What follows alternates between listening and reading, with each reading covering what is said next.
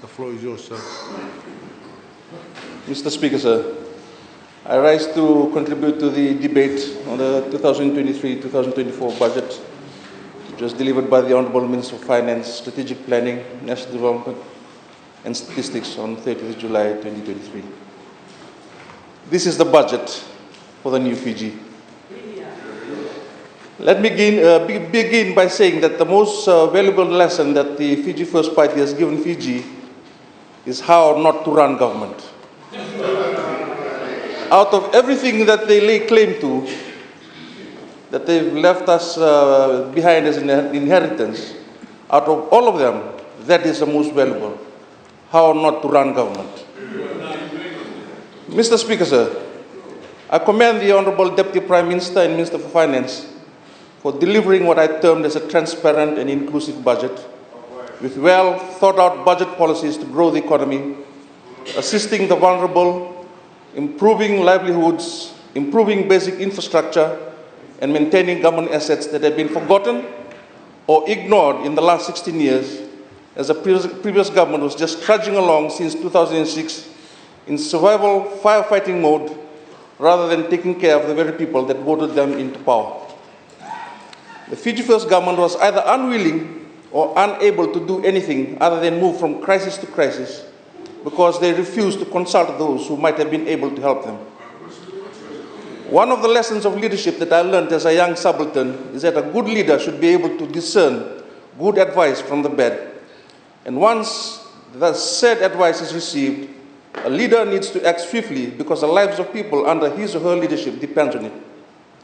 That lesson, sir, is applicable in all facets of life, including the sacred duty of leading our people towards a prosperous future, whether it be at village or local community level or at the national level. Honourable Speaker, sir, I also thought it pertinent to observe that by just delivering the budget address on time speaks volumes of the People's Coalition government's commitment to correct the many mistakes that become the norm of the previous government. Parliamentarians having to wait for more than 1 hour in the night for the former Minister for Economy in this chamber to deliver his budget address was a complete abuse of the process. This side of the House commits itself never to follow that road of tyranny and bullying. On this side of the House, we will commit to take note of the concerns of all members of our great nation, and that, sir, includes the honourable members on the opposite side of the House. Mr. Speaker, sir, from the start, the People's Coalition aims to attain improvements in accountability and government performance by combining transparency with an invitation for nationwide participation so that stakeholders can contribute ideas and information to the public sector. Transparency is a means to strengthening governance. The successful 2 days National Economic Summit, the re-establishment of the Fiscal Review Committee, pre- and post-budget consultations were just part and parcel of the People's Coalition's commitment to uphold a transparent process where everyone is involved. Fiscal transparency was the operational word. Unlike the previous administration for the past 16 years, only the two would control the entire process, and everyone sitting across them would have to wait patiently to receive what was offered by them. A totally undemocratic process they tried to sugarcoat with handouts and giveaways, treating the people of Fiji like little children as they smashed through the norms of good parliamentary procedure to achieve what they wanted. Mr. Speaker, sir, with the coalition government, there was no secrecy in the entire process. The Minister for Finance was openly discussing the needs to increase value-added tax to supplement our below-par revenue performance. This was backed by the Fiscal Review Committee after carefully assessing the available data both from the Fiji Revenue and Customs Service and Fiji Bureau of Statistics and the input gathered from the various public consultations across Fiji. Nothing was hidden from the taxpayers of this country. We preached it and we are living by it. Mr. Speaker, sir, the official poverty rate is 24.1%, equating to 208,000 people who live below the poverty line. As confirmed by the latest release from the Fiji Bureau of Statistics, 75% of those that live below the poverty line, I2K, which is approximately 156,000 people, and the other 25%, which is approximately 52,000 people, belongs to other races. In other words, 18% of Tokay are poor, and other races constitute the remaining 6.1%. What do these statistics mean? The previous government had failed to empower every Fiji citizen in order to improve their livelihoods, but instead provided handouts which temporarily addressed the symptoms of poverty and left the roots of it very much intact. That is why the poverty rate had increased. The People's Coalition will work towards reducing the poverty rate through sustainable policies and resilient infrastructures. Mr. Speaker, sir, the Ministry of Rural and Maritime Development and Disaster Management has been allocated $29.1 million in the new financial year, which is an increase of $14.1 million from this financial year's budget. The major expenditures, including the re-establishment of the Rural Housing Program, which is budgeted at $3.2 million, and Rural and Outer Island Development at a tune of $2.6 million. The new housing schemes will be rolled out to our rural dwellers who meet the criteria set out by the Ministry. On the other hand, the Ministry will work with other stakeholders to construct related infrastructures in the rural space to improve livelihoods, facilitate trade, improve transportation, and expand agricultural commodities, which will all be funded under the Rural and Outer Island Program. Surprisingly, Mr. Speaker, sir, the decision by the previous government to transfer the Rural Housing Program under the Ministry of Housing and Community Development was a complete and utter failure. The low utilization under this program speaks volumes of failed policy and lack of consultation with relevant stakeholders. Our rural dwellers were the ones that were adversely affected. Mr. Speaker, sir, ongoing assistance through the self-help projects budgeted at $1 million will continue together with the Seafaring Entrepreneur Assistance Subsidy of $0.5 million, which has been transferred from the Ministry of Finance to the Ministry of Rural and Maritime Development and Disaster Management. In this subsidy program, government will assist applicants who have sufficient deposits for boats or boats with outboard engines. We will review the criteria and address the gaps identified after the rollout of this program in the last 2 financial years. In terms of rural road improvements, government has allocated $18.3 million for rural roads under the Fiji Roads Authority budget. In addition, the ongoing community access roads, footpaths and footbridges, or CAF, allocation under my ministry is budgeted at $2 million. And just a comment on the former government's misguided notion of employing the RFMF engineers in road construction, as conveyed to us this morning by the Honourable Leader of Opposition. I call it misguided because the core role of the RFMF engineers is to support the operations of the RFMF as a whole. The major civil engineering works necessary for national development is best left to the necessary arms of government or the private sector. The Ministry of Agriculture has also been allocated another $2 million for farm access roads. And unfortunately, the request had been sitting with the Ministry of Agriculture for the last 5 years. Again, the previous government appeared not to prioritize the needs of our rural farmers. Also, the Ministry of Multi-Ethnic Affairs and Sugar Industry has been allocated another $2 million for cane access roads. This government is committed to improving livelihoods for our rural dwellers. We have set our sights on it, and we will do it.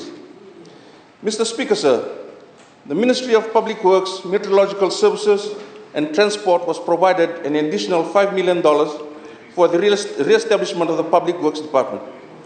This is done for 3 reasons. Firstly, to fast-track the maintenance of rural roads as and when required, given the high cost of contractors assigned to undertake rural roads improvement. Secondly, the new setup will drive down the exorbitant cost charged by private contractors. And thirdly, is to build capacity in the ministry, hence development in the rural space is not affected when the need to develop new rural roads arises. On improving water infrastructure in the rural areas, the ministry will continue with rural high-risk water sanitation project and emergency water supplies with a budget of $1.1 million. On the other hand, Water Authority of Fiji has been allocated $8 million for rural water supply scheme, rural water cutting and rainwater harvesting system.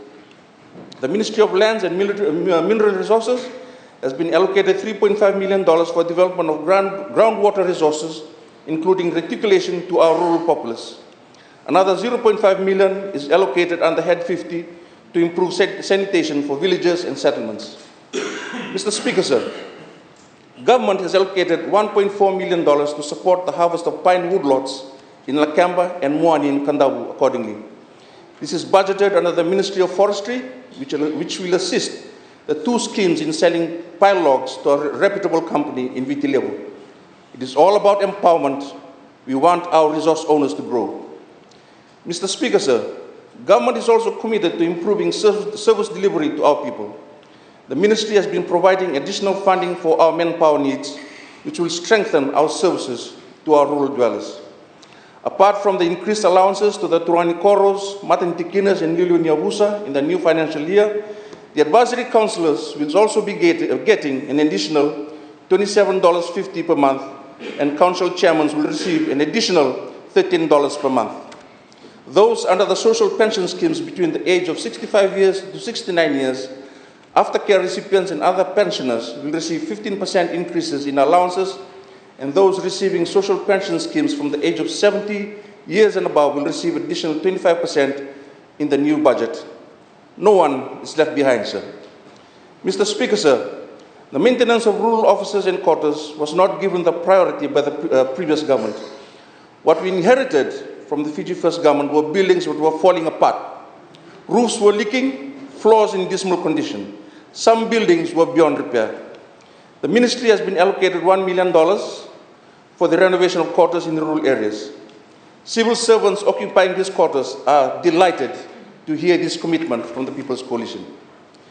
The Ministry of Health and Medical Services have been allocated $2 million for the upgrade of subdivisional hospitals, health centers, and nursing stations, with another $1 million allocated under the Ministry of Agriculture for the maintenance of its rural offices and quarters.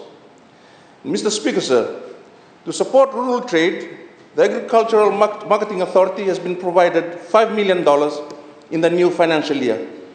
Part of this funding is for the procurement of agricultural produce from the rural and maritime community where exporters cannot reach. The Fiji Crop and Livestock Council has been supported with $0.7 million to establish more commodity associations in the rural space and partner with the Ministry of Agriculture to train our farmers on best agricultural practices. The Fiji Cooperative Dairy Company Limited will receive $5 million to support our dairy farmers in the procurement of new breeds from overseas, milk subsidies, and improvement in pastures and training. In the disaster management space, the New Zealand government will provide $3.2 million as cash grant in the 2023-2024 budget, with the overall goal of reducing vulnerability to natural disasters and enhance government's ability to conduct core disaster risk reduction and disaster risk management functions. The ministry is also allocated an additional $0.2 million as disaster risk reduction support, which will allow the ministry to mobilize resources as and when required. Mr. Speaker, sir, as highlighted earlier, the People's Coalition is committed to improving livelihoods of our rural people and at the same time build and improve resilient infrastructures in our rural space. And just before I take my seat, Mr. Speaker, sir, I would just like to propose that the future of Fiji's prosperity lies in the rural areas, and the commitment of this government in developing it is indicated by the allocation made to it in the 2023-2024 budget, which assures us that the economic future of the nation and all its people looks increasingly steadier and brighter. This is the budget for the new Fiji, and we are rebuilding our future together. Mr. Speaker, sir, I commend the 2023-2024 budget and fully support its implementation. Thank you, sir. Thank you.